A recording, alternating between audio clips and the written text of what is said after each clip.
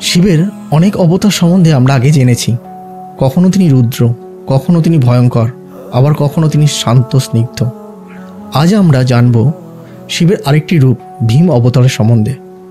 ভীম অবতার নিয়ে পুরাণে অনেক মতভেদ আছে। কেউ বলেন এটি শিবের একটি রুদ্র রূপ, আবার কেউ বলেন এটি শিবের একটি তান্ত্রিক রূপ। আবার অনেকে মনে করেন মহাভারতের পঞ্চপাণ্ডবের ভীমসেনই ভীম অবতারের আরেকটি রূপ। আসলে ভীম অবতারের গুরুত্ব অপরিসীম ও তাৎপর্যপূর্ণ। শিবপুরাণ অনুসারে একবার ধর্মের ভারসাম্য নষ্ট হচ্ছিল। রাক্ষসদের অত্যাচারে মানুষ, দেবতা এবং প্রকৃতিও নিজের ভারসাম্য হারাচ্ছিল। তখন শিব নিজের রুদ্র অবতার ভীম অবতারে অবতীর্ণ হন। এই রূপ ছিল বজ্রের মতো শক্তিশালী এবং আগুনের মতো উগ্র। ভীম অবতার আমাদের শেখায় নতুন কিছু উৎপত্তি করতে গেলে পুরাতনকে ধ্বংস করা আবশ্যক। মানুষ যদি নিজের কাম, ক্রোধ, লোভকে সম্বরণ করতে পারে, তাই ঈশ্বর তার মধ্যে সর্বদাই বাস করেন।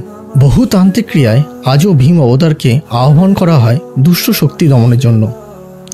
পুরাণ মতে ভীম অবতার শুধু রাক্ষস বা অসুরকে ধ্বংস করেননি, করেছেন মানুষের অন্তরে কাম, ক্রোধ, লোভ ও মোহটাকেও। নমঃ শিবায়।